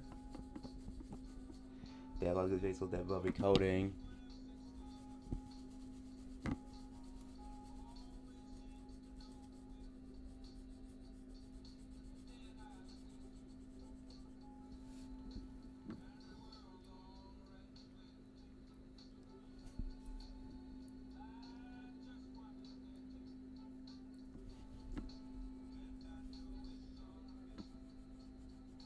Let me just kind of get around the edge here.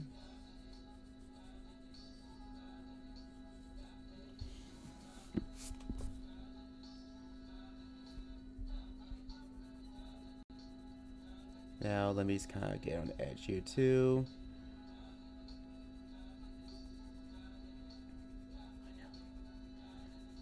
Yeah, I appreciate all you guys have been kind of showing up that Bender stream so far. I know it was kind of like a last minute thing because, of course, most of you know you stream on streaming on Saturday. But Saturday wasn't a good time, so I figured I'd end up doing it today. So that way, at least you get a chance to see me draw again for this week. Plus, the other thing is I wasn't sure if I had a chance to kind of do it at all, so I didn't want to have to do a situation where I say I'm gonna stream, and of course I end up having to cancel it because something comes up. Yeah, I mentioned Survivor Championship. Like, I remember you mentioning that. And I think with him, because he's a different. I forgot what type of shark he's actually because he's one of that little brownish little shark, right? Because I know there's different types of like small brown sharks out there. I know it's a cookie cutter shark, but I know he's not a cookie cutter shark. I know there's another one called, I think it's called Wobbegong. I think it's another one. But I do remember you mentioning that. But I say even from the few who comes I've actually read with us, he always has some really good lines.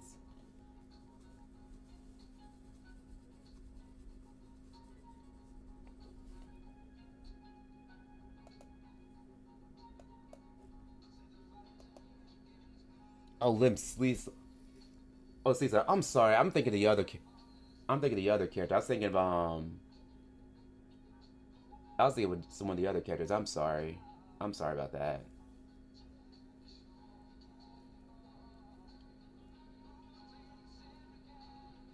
Because you're right, he is. Yeah, because in fact, I think one of the newer pictures you posted me a new picture of. Yeah, because I think you showed me now. Shouldn't. Yeah, I think you showed me one of the new ones you posted of him earlier yesterday. The one where we're on the scene and kind of got that little Viking helmets on. Yeah, I did get that one from you.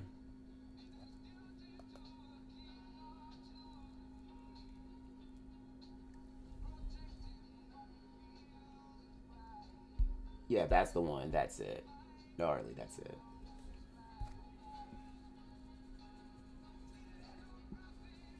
Yeah, sorry about that. That's the thing with me. I always tend to get For some reason, I always tend to get names mixed up. Yeah, so I apologize.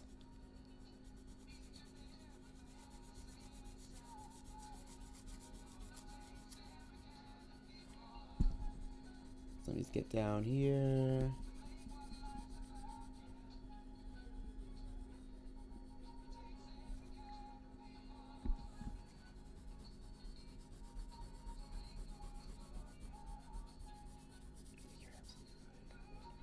So let me just go down here.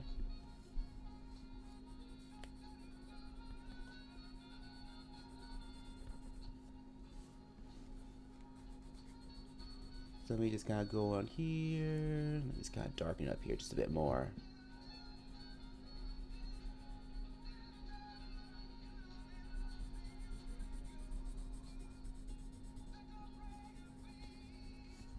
Nice, I can be 11 still has various frag movements.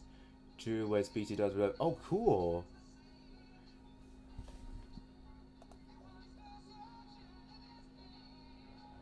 Cause what was I gonna say? Yeah, but I remember you were telling me last night in Discord how you said your friend took up on marine biology and he's able to tell his species are different ideas. Whereas that's cool. That's cool, dude. You know, kind of like basing it off how like these animals react in real life. Because it really adds that kind of different bit of adds a good amount of like adds a like really good predominant as far as like fleshing out their characters. And also like that approach, it almost kind of reminds me of how what Steven Hillenburg did when he did SpongeBob, because you know like Steven Hillenburg, yeah, it's been movements. See that I didn't know. See now you're also making me want to go and start going back, start studying some of these animals too. But I was gonna say it always kind of, you know, they're probably kind of studying different marine biology animals like when we're designing the kid. That kind of reminds me of what Steven Hillenburg from SpongeBob did, because you know, because he actually used to be a marine biologist before he ended up becoming, you know, like an animator, and he ended up forming his own show.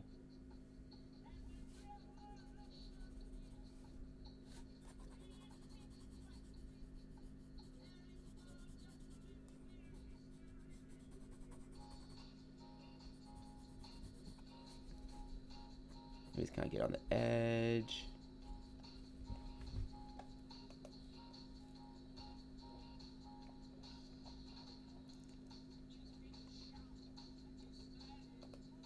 Let me see something here.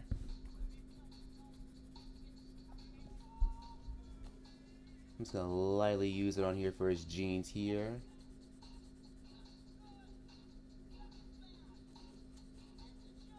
Yeah, I had to watch a few videos on special animals to find his various ticks and quirks.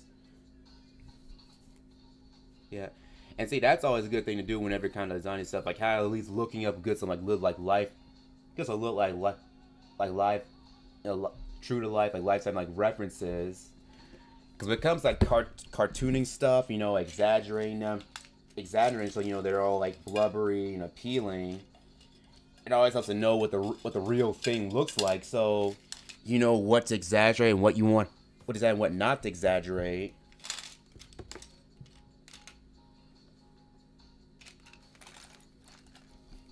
Plus, it's always neat. Like, let me sharpen this for a brief moment.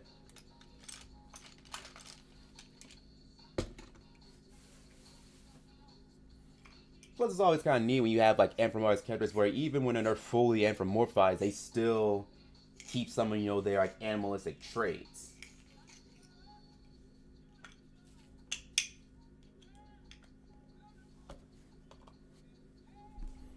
Like that's kind of one thing I always liked about the the bad guys series, because like even though all the guys in the crew, the main characters, even though they're all like high anthropomorphized, like they still have a lot of the traits, you know, like their actual real like counterparts have, at least in my recollection. So I'm just using this kind of color in light blue.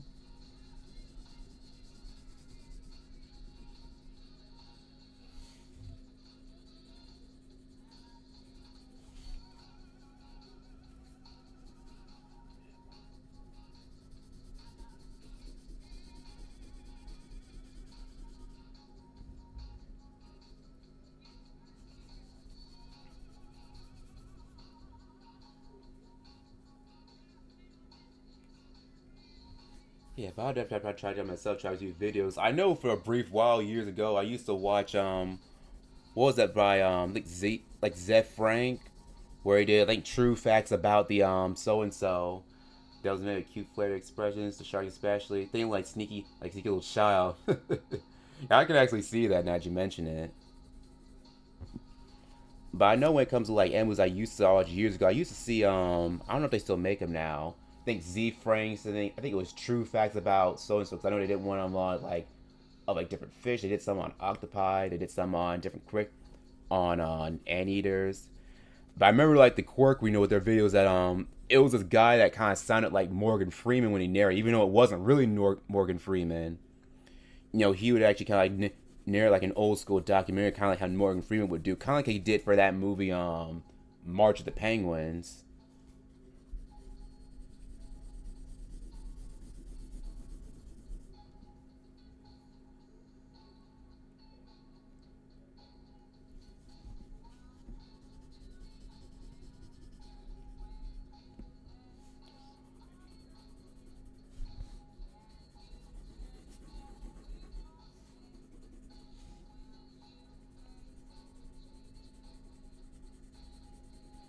Let me just kind of get around his arm here.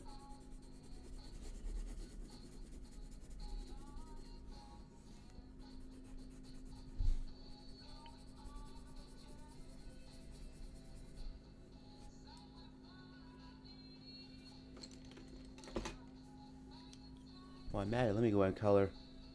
Let me go ahead and color this 5 o'clock shadow here for a little Rousel beard.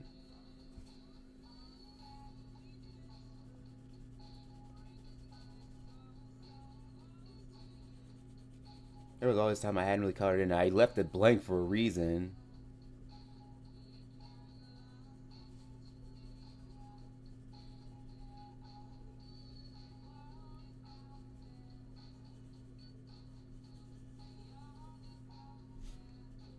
Let me just color in his little hat.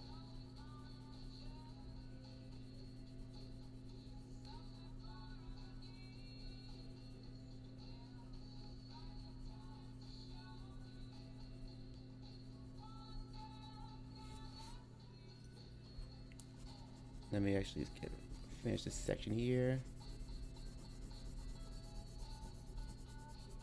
Ba ba ba. I also mentioned before, but most of the times it happens when I shark game, and he always gets what coming to him. That's what I liked it, because I remember. Yeah, I never really with Sharktooth, especially, you know, when he gets it. Sharktooth and Gnarly, they get it pretty bad. The others too, but yeah, if I know those especially. Yeah. Sometimes well, but sometimes doing their own incompetence. Yeah, I remember. I like that too.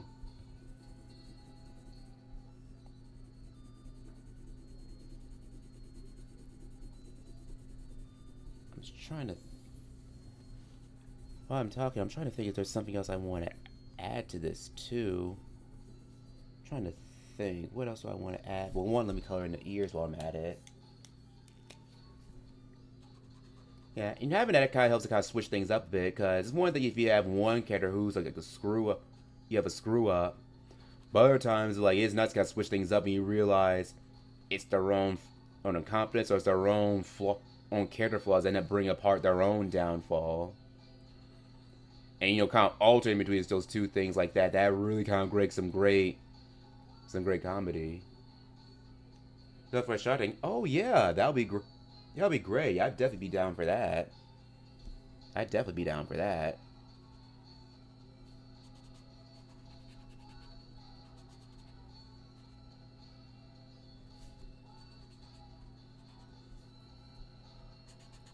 Let me just kind of color these darker areas a bit more.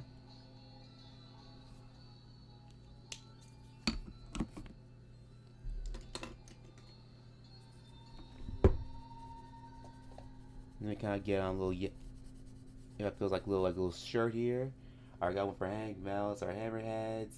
Best friend, where Nari gives away Hank's mallet. As a gift, I learned how much that mallet means to him. Oh, they are.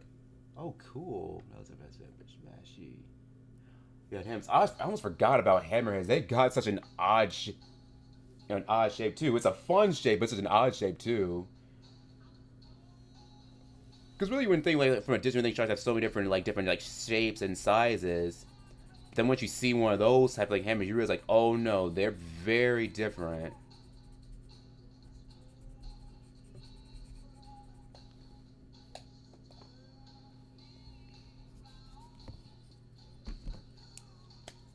Let me add some mark here.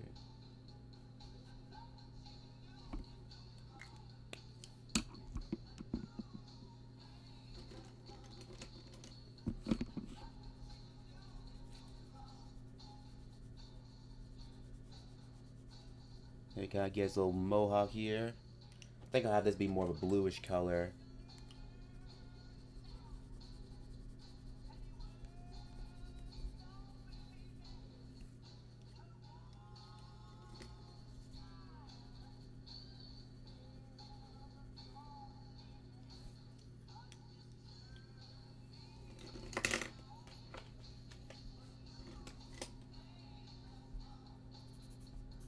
Let me kind of get, you know, his hat. I can't believe I forgot to color that in earlier.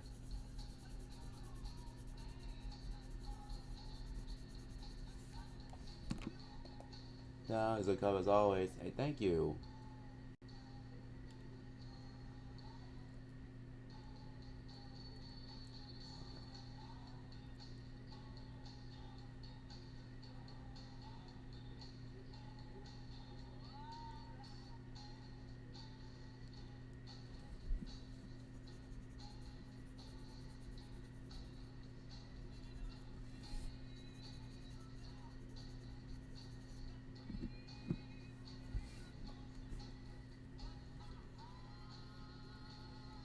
Alright, that's pretty good. In fact, what I probably will do, I'll probably use this more.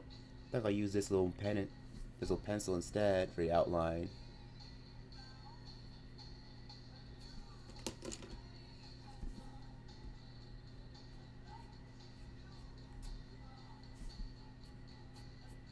Just kind of bring the outlines back out.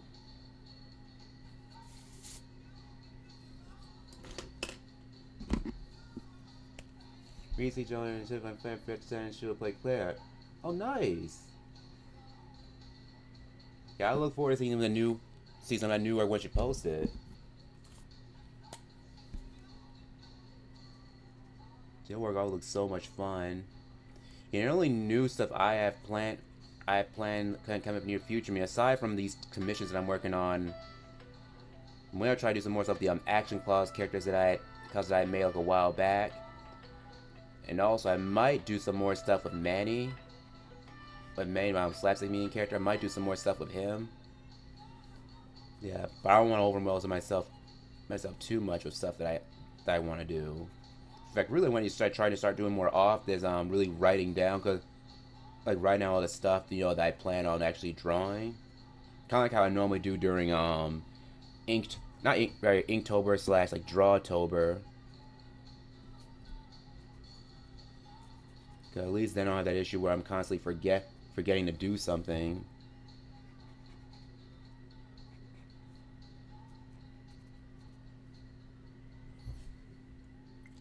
Alright guys, so I believe I'm gonna go and call it here for today. So we got, our actual 80s style like Waners here. So of course we got